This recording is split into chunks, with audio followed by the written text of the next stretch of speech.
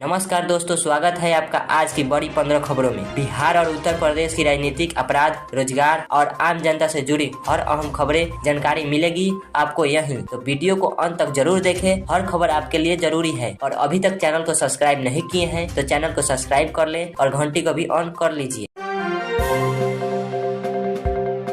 Pilot ने तकनीकी खराबी पाते ही दिल्ली से पटना की फ्लाइट वापस घुमा दी। जी हां, पटना के लिए रवाना हुई स्पेस जेट की फ्लाइट में टेकऑफ के तुरंत बाद तकनीकी समस्या सामने आई। विमान हरियाणा के फरीदाबाद के पास था जब पायलट ने समस्या महसूस कर दिल्ली वापस लौटने का निर्णय लिया। सभी 160 यात्री सुरक्षित उतर गए। बैकअप फ्लाइट पटना पहुंच गई। यह घटना छठ पूजा के समय यात्रा कर रहे लोगों के लिए परेशानी वाली रही।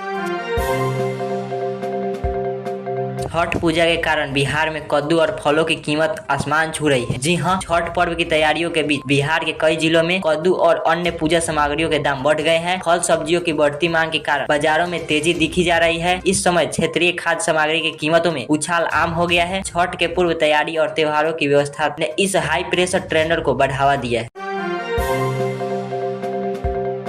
प्रवासी मतदाता बिहार चुनाव में किंग मेकर की भूमिका में। जी हां, बिहार विधानसभा चुनाव 2025 के मद्देनजर लगभग 50 लाख प्रवासी मतदाताओं पर राजनीतिक दलों का निगाह है। इन प्रवासियों को देश में लगभग 70,000 से वोटिंग तक पहुंचने की कोशिश की जा रही है। प्रतियोगी दलों ने इस सरकार की नीति कमी भी बताई है। त्योहार और मतदान के बीच समय संघर्ष का भी असर माना जा रहा है। तेजस्वी यादव का आरोप, एनडीए राज्य में जंगल राज। जी हां, पटना में दिए गए भाषण में तेजस्वी यादव ने कहा कि एनडीए शासन पद्धति बिहार के अपराध और भ्रष्टाचार को बढ़ावा दे रही है। उन्होंने कहा कि यदि उनकी पार्टी आएगी तो कानून शासन को मजबूत करेगी। इस टिप्पणी पर प्रतिक्रिया में अन्य दलों ने पलटवार भी किया। चुनाव से पहले यह बयान राजनीतिक वातावरण को गर्म बना रहा है।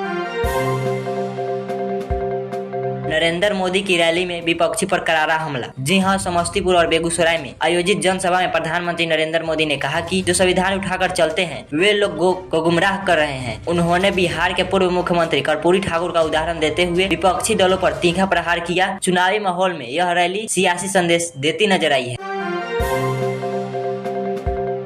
योगी आदित्यनाथ ने यूपी के अग्नि और आपदा सेवा विभाग में व्यापक पुनर्गठन की हरी झंडी दी। जी हां, मुख्यमंत्री योगी आदित्यनाथ ने केमिकल, बायोलॉजिकल, रेडियोलॉजिकल संकटों और सुपर हाई राइज इमारतों में संभावित आपदाओं से निपटने हेतु विशेष इकाई स्थापित करने का निर्देश दिए। साथ ही एक्सप्रेसवे पर हर 100 किलोमीटर पर मिनी फायर स्टेशन भी खोलने का फैसला लिए गया है। इसके लिए 58 गैजेट व 922 गैर गैजेट नए पद भी मंजूर किए गए हैं।